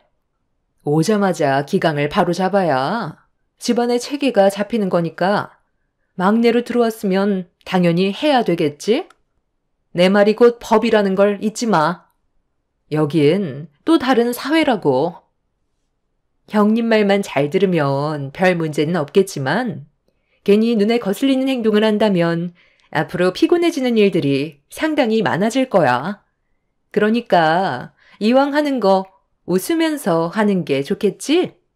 나는 어머님이 동서를 왜 며느리로 받아들였는지 아직까지 잘 모르겠는데 정말 이해 안 되는 건 요즘 개나 소나 대학 졸업장은 가지고 있을 텐데 고졸이라는 말에 얼마나 놀랐는지 몰라. 형님이랑 내가 대학 교수인 건 알지? 대화가 안 통하는 걸 떠나 섞이는 게 문제가 된다는 거야. 동서만 고졸이지 우리 집안 식구들 전부 다 대학은 나왔다고. 집안이 못 사는 것도 아니라던데 무슨 사정이라도 있었어? 고졸에서 멈춘 이유가 있을 거 아니야. 제가 하고 싶은 일을 하려고 고등학교까지만 졸업했는데 그게 잘못된 거라도 있는 건가요? 저는 지금까지 살면서 문제가 된다고 생각한 적 단 한 번도 없는데요. 형님들이 원하는 대학 교수 직업을 선택했던 것처럼 저 또한 제가 하고 싶은 사업하면서 원하는 삶을 살고 있는데 그게 그렇게 중요한가요? 요즘 시대에도 고졸, 대졸 따지는지 몰랐는데 제 주위에 대학 나온 애들만 봐도 전공을 살리기는커녕 본인이 하고 싶은 일이 아니라 먹고 살기 위해 어쩔 수 없이 다른 직업을 택하는 경우가 대부분이더라고요. 하지만 저는 고등학교 졸업하자마자 제가 원하는 사업을 했고 대학 나온 애들보다 안정적으로 자리 잡아 잘 살면 그걸로 된 거 아닌가요? 형님들은 결혼 후 저를 어떻게 해서든 잡아먹으려고 이를 갈고 있었어요. 사회 경험이 많았던 저로선 형님들이 하는 행동을 보고 딱 알 수 있었죠. 송편을 3,000개나 만들라고 할 때부터 말이 안 되는 거였어요. 곧 저녁 준비를 해야 되는데 저 혼자 그 많은 양을 만든다는 건 무리가 있었고 제가 어떤 반응을 보일지 떠보려고 일부러 무리한 요구를 한다는 걸 알 수 있었습니다. 저는 더 이상 대학 교수인 형님들과 대화조차 섞고 싶지 않아 아무 말 없이 송편을 빚고 있었어요. 솔직히 까놓고 보면 시댁 집안에서 제가 제일 능력 좋고 훨씬 많은 돈을 벌고 있는데 형님들이 대학 운운하면서 무시하는 게 어이가 없었습니다. 잘난 사람일수록 오히려 숨기기 마련이지 잘난 척하는 사람들 보면 딱 거기까지밖에 없더라고요. 그렇다고 부러운 삶을 살고 있는 것도 아니죠. 형님들도 저보다 능력은 없는데 내세울 게 교수라는 직업 하나로 지식이 좀 많다는 걸 어필하고 싶어서 그런가 보다 생각하며 그런 행동들이 어쩔 때 보면 철없어 보여서 상대를 하지 않으려 했어요. 그런데 굽신거리면서 형님들한테 먼저 기어들어가지 않는 제가 마음에 안 들었던 형님들은 묵묵히 일하고 있는 저를 또다시 건들기 시작했어요. 송편 빚는 걸 어렸을 적 부모님과 잠깐 해본 이후 처음이라 이쁘게 만들지 못하고 있었는데 그걸 그냥 지나치지 못한 형님들은 또다시 저에게 말을 붙여왔고 제가 무시하면서 송편만 빚고 있자 기분이 상했는지 자기들 말 무시하냐면서 힘들게 만들어 올려놓은 송편 쟁반을 엎어버렸어요. 동서, 지금 내 말 무시하는 거야? 내가 방금 뭐라고 그랬어? 좀 더 신경 써서 만들라고 했잖아. 내 말이 안 이꼽게 들렸니? 나랑 한번 해보자는 거야? 송편 좀 제대로 만들라고 했던 게 그렇게 마음에 안 들었어? 그리고 왜 아까부터 계속 내 말을 무시하는 건데? 동서가 밖에서 잘 나가는 거? 여기선 아무 쓰잘모리 없어. 내 말을 안 들으면 앞으로 남은 인생이 힘들어질 뿐이라고. 좀 전에도 내가 분명 좋게 얘기했었는데 벌써 까먹은 거야? 붕어 대가리니? 고졸이라서 뒤돌면 까먹는 거냐고. 벙어리도 아니면서 왜 아무 말도 못해? 동서는 오늘 2층 보조주방에서 송편 3,000개 전부 다 만들지 못하면 내려올 생각 조금도 하지 마. 그러니까 알아서 기는 게 앞으로 생활하는데 편하다고 했잖아. 왜 이렇게 말귀를 못 알아들어? 고생을 사서 하는 거 보니 동서도 참 답답하다. 아까부터 고졸고졸 하는데 그러는 교수님들은 뭐 얼마나 잘났다고 지금 저를 무시하는 거죠? 제가 이 집안 막내 며느리로 들어왔어도 이런 식으로 저한테 함부로 대하는 건 문제가 있다고 생각하는데요. 왜 그러는지 충분히 이해하고 있으니까 그만해요. 제가 형님들 대우를 안 해줬나요? 시키는 거 묵묵히 하고 있고 물어보는 질문 외엔 조심하려고 입도 뻥끗 안 하고 있는데 뭐가 그리 마음에 안 들어서 저를 막대하는 건데요? 저 감당할 수 있겠어요? 제 말이 끝남과 동시에 첫째 형님은 옆에 있던 소쿠리로 갑자기 제 머리를 내리쳤어요. 형님이 하는 말에 불만을 가졌다며 화를 가라앉히지 못하고 있었고 저는 첫째 형님한테 머리를 한 대 맞고 어이가 없어서 헛웃음까지 나왔습니다. 아무리 생각해봐도 이건 정말 아닌 것 같았거든요. 결혼하고 나서 첫 명절이었고 모든 것들이 어색한 건 당연한데 고졸이라는 이유 하나로 저를 막대하는 형님들의 행동들 때문에 속에서 화가 끓고 있었습니다. 곧 저녁 식사 시간이고 시부모님이 들어올 시간이라 더 큰 일을 만들고 싶지 않아 송편 빚는 재료를 가지고 아무 말 없이 2층 보조 주방으로 올라갔어요. 송편을 3,000개 만들 생각은 애초부터 없었고 그날 하루 한 끼 먹을 양만큼만 만들어둘 생각이었습니다. 그냥 무시하고 싶었어요. 사업 때문에 많이 피곤한 상태라 형님들과 섞이고 싶지 않았습니다. 소쿠리로 제 머리를 내려친 건 나중에 명절이 끝나고 죄를 물을 생각이었고 저에게 첫 명절인 만큼 최대한 좋게 끝내고 싶었어요. 하지만 이건 오로지 제 생각이었을 뿐 두 형님들은 그날 나를 잡은 건지 저를 뒤따라와 집안이 떠나갈 정도로 소리를 지르면서 고졸 주제에 자기를 무시한다며 골프채를 들고 올라왔어요. 야, 너는 내 말이 우습니? 나이도 한참 어린 게 어디서 지금 불만 섞인 표정으로 집안 분위기를 망치고 있어? 내가 아까 뭐라고 그랬어? 내 말이 곧 법이라고 했는데 네가 감히 나를 무시하고 자리에서 먼저 일어나? 그래도 첫 명절이라 긴장을 많이 했을까봐 좋게 대해주려 했는데 동서 태도를 봤을 땐 말로 하는 것보단 매로 해결을 해야 될 것 같네. 못 배웠으면 맞아서라도 배워야지. 오늘 바로 잡지 않으면 앞으로가 상당히 힘들어질 것 같거든. 그래서 지금 들고 있는 골프채로 뭘 어떻게 하려고요? 저한테 휘두르게요? 아니, 대학 교수라는 사람이 생각이 그렇게 없어요? 그걸 저한테 휘두르면 제가 가만히 있을 것 같아요? 지금 달고 있는 교수직 내려놓고 싶은가 봐요? 요즘 사업 운영이 너무 바빠서 정신이 없이 살다 보니 힘들어서 좀 쉬고 싶었는데 잘 됐네요. 그냥 쉬는 건 돈이 안 되기 때문에 쉬지 못하고 있었는데 이번에 땡값도 받으면서 쉴 수 있게 해주겠다니 저로선 너무 감사한데요? 형님이 그런 깊은 뜻이 있는 줄 정말 몰랐어요. 왜 머뭇거리세요? 형님이 잃을 게 너무 많을 것 같아서 머뭇거리고 있는 것 같은데 그런 각오도 없이 골프채 들고 온 거예요? 어머, 동서. 지금 형님한테 그게 무슨 말버릇이야?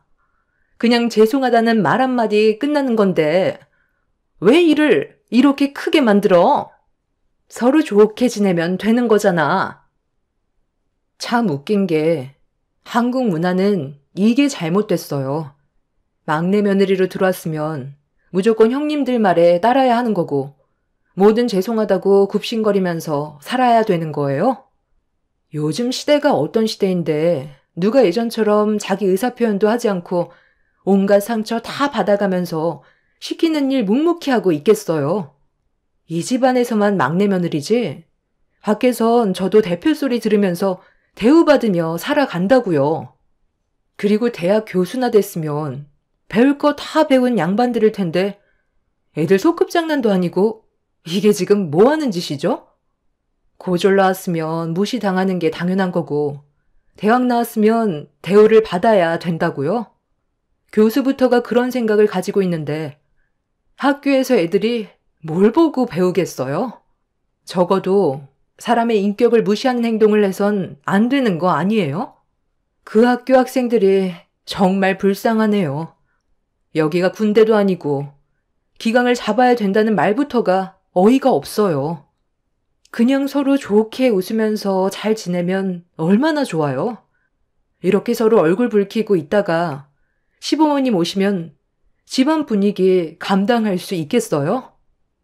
제가 눈을 치켜 세우고 형님들한테 불만을 털어놓은 순간 첫째 형님은 제 말에 화가 치밀어 올랐는지 골프채를 치켜 올려 세웠고 둘째 형님이 말리려 했지만 이미 이성의 끈을 놓아버렸는지 고졸이 겁도 없이 시댁 집안 며느리로 기어 들어왔다며 사정없이 휘둘렀고 무방비 상태였던 저는 결혼 첫 명절날 꼼짝없이 매타작을 당하게 되었습니다.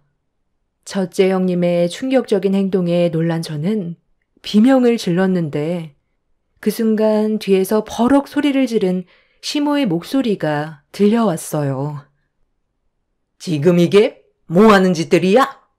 너네가 막내 며느리는 첫 명절이니까 모르는 게 많은 건 당연한 거니?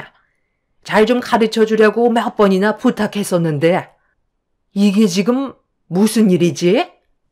왜 막내 며느리한테 골프채를 휘두른 건데 네가 한 행동이 나한테 납득되지 않으면 이 상황 절대 조용히 넘어가지 않을 거다. 어머님이 좀 전에 어떤 상황이었는지 전혀 모르시잖아요.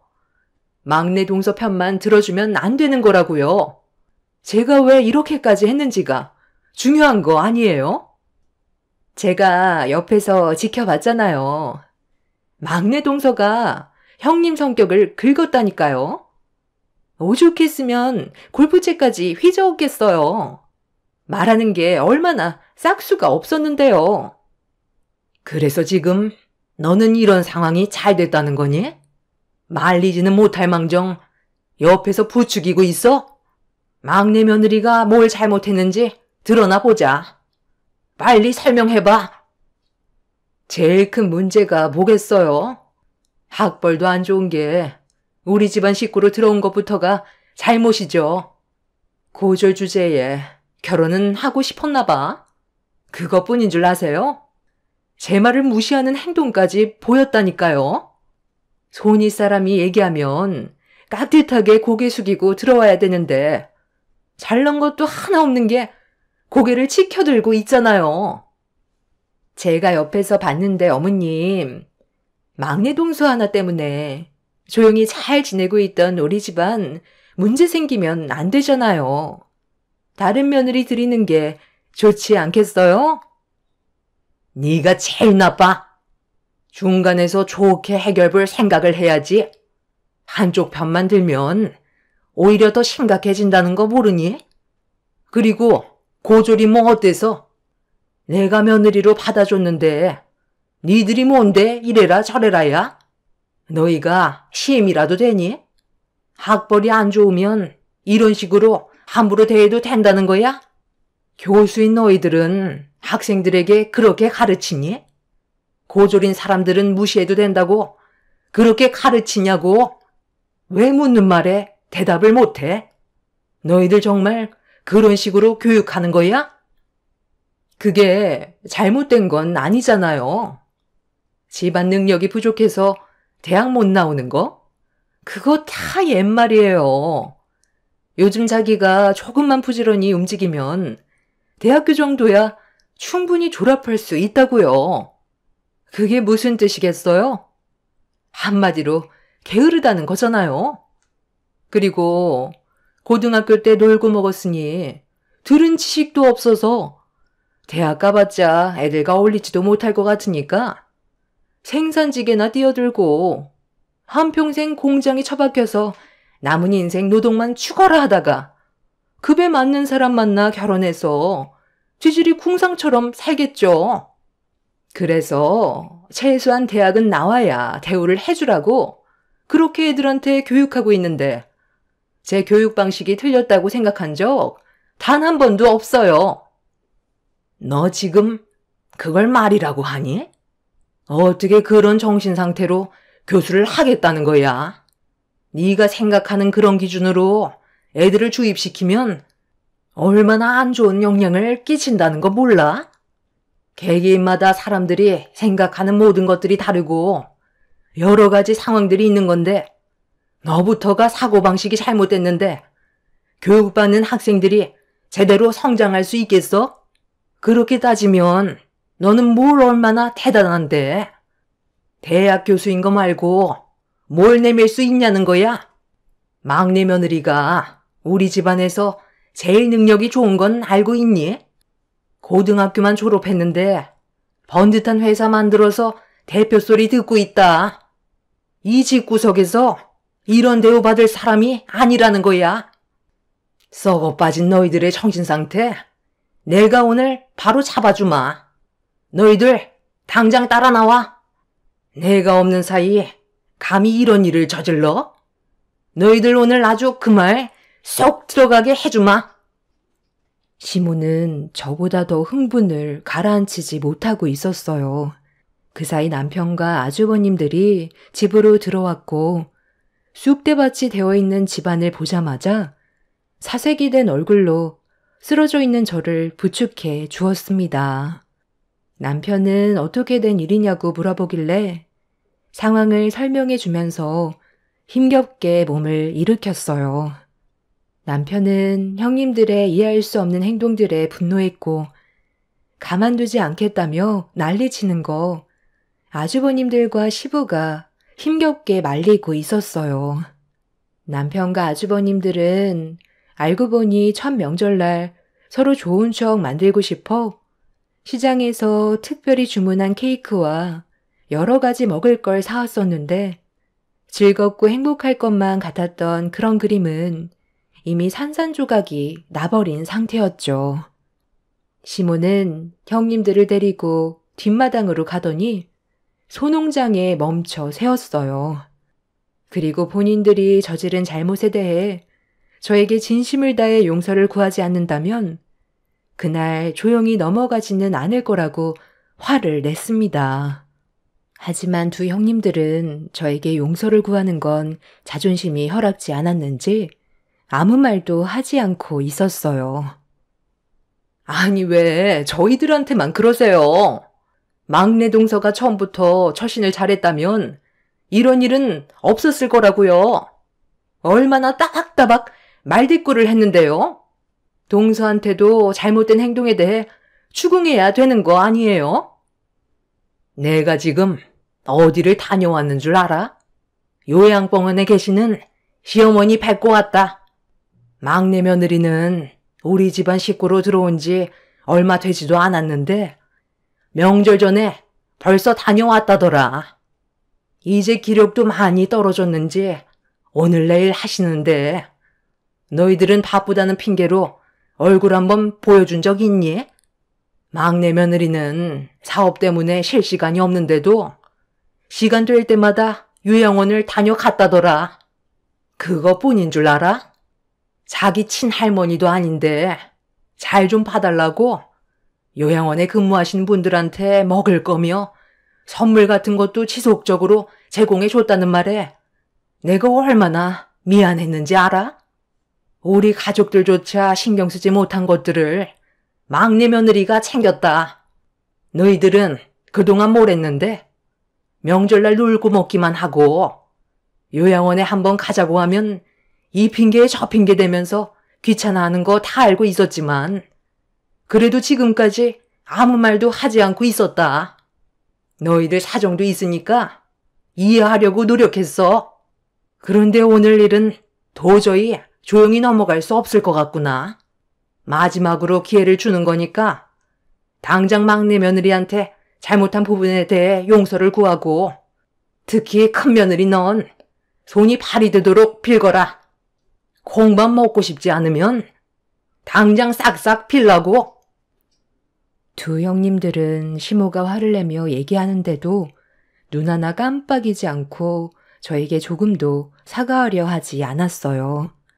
그 모습을 지켜보던 시모는 결국 더는 참을 수 없었는지 소 농장으로 들어가더니 바가지에 소 배설물을 한 바가지 가득 푼 다음 소똥보다 못한 것들이라고 두 형님들의 얼굴을 향해 사정없이 부어버렸습니다.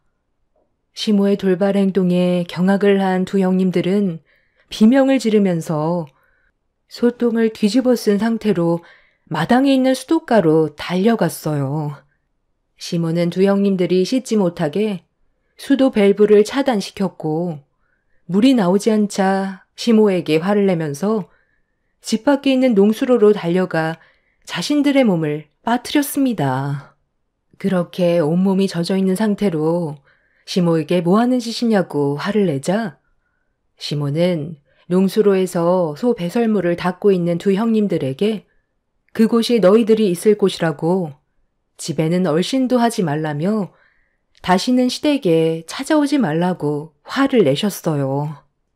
시모는 저에게 큰형님한테 당한 거에 대해 법적으로 신고하라면서 직접적으로 도와주겠다며 위로를 해주셨어요. 그날 한바탕 난리가 난 이후 저는 변호사를 선임해 첫째 형님이 저에게 저지른 행동에 대해서 법적으로 고소를 진행했어요.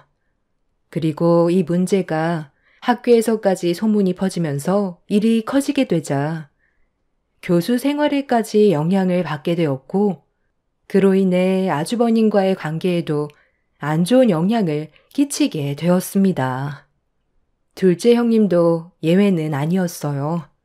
둘째 아주버님이 실망을 많이 했는지 동생인 남편이 너무 큰 상처를 받아 괴로워하는 모습에 잦은 부부 싸움으로까지 이어졌고, 집안 분위기는 날이 가면 갈수록 심각해져만 갈 뿐 좋아지지 않았습니다. 남편은 첫째 형님의 행동에 조금의 선처도 없을 거라고 확고한 의지를 밝혔고, 저 또한 같은 입장이라 법적인 처벌을 받아 자기가 뭘 잘못했는지 깨닫게 해주고 싶었어요. 자식들도 있으면서 본이 되는 모습을 보여줘야 하는데, 그렇지 못한 행동들은 차후에 아이들에게까지 안 좋은 영향을 끼치게 되는 건 안 봐도 뻔하기 때문에 상황이 악화가 되더라도 확실하게 짚고 넘어가야 했었죠. 그렇게 저희 부부가 밀어붙이자 그제서야 자신의 인생에 심각한 문제가 생기게 될 거라는 걸 인지했는지 합의를 하기 위해 저희 집에 찾아왔어요. 둘째 형님도 아주버님과 이혼 얘기까지 나오면서 문제가 커지게 되자 좋게 해결하고 싶어서 왔다며 같이 찾아와 본인들의 잘못을 인정하고 있었습니다. 동서, 내가 그땐 정말 미안했어. 내가 솔직하게 얘기할게. 동서는 고졸인데 사업에 성공을 내서 잘 나가는 모습을 보니까 그냥 배가 아팠어. 내 성격상 남이 잘 되는 모습을 별로 좋아하지 않거든. 그런데 어머님이 동서만 챙겨주는 모습들이 너무 질투가 나는 거야.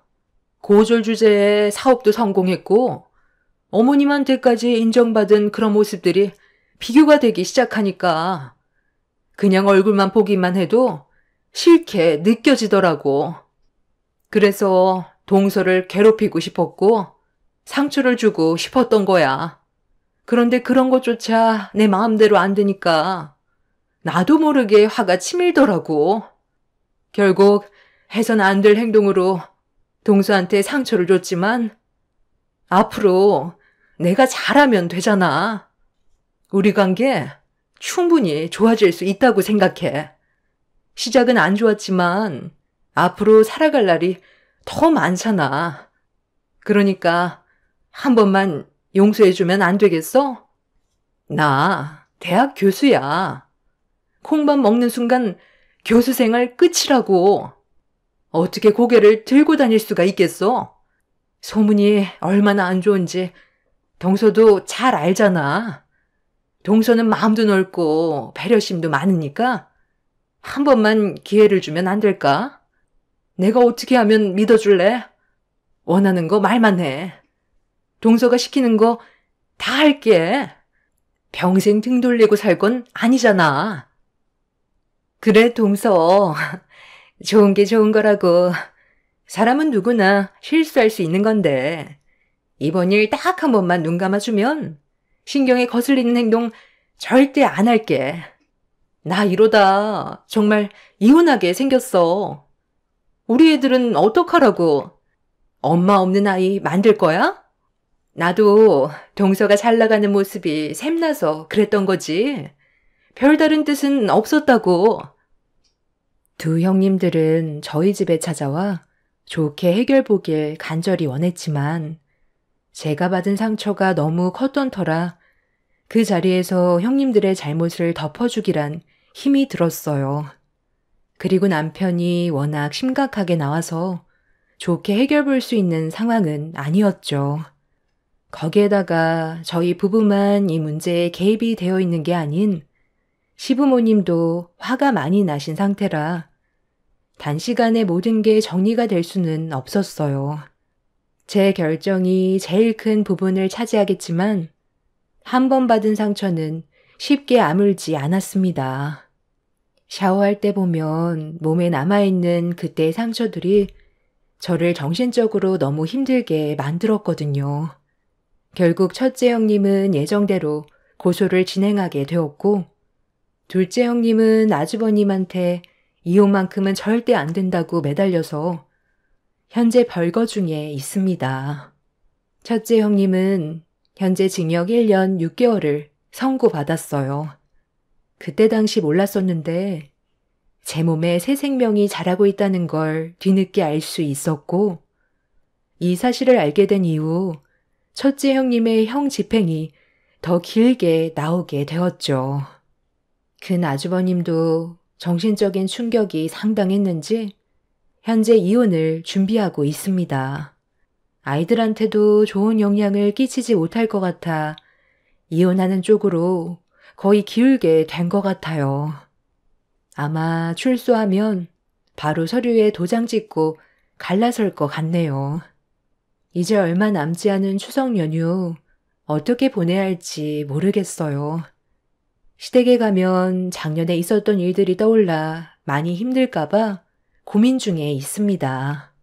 아직 2달 남았으니 좀 더 생각해 보려고요. 지금은 태어난 지 얼마 안 된 건강한 제 아들한테만 신경 쓰려 합니다. 시간이 지나면 제 아픈 기억들도 머릿속에서 어느 정도 정리가 되겠죠. 다 똑같은 사람인데 학벌이나 집안 문제로 차별하는 그런 일은 더 이상 없었으면 좋겠어요. 여러분들의 가정에는 서로 배려하고 아끼면서 행복한 가정을 유지하셨으면 좋겠습니다. 제 사연 들어주셔서 감사합니다.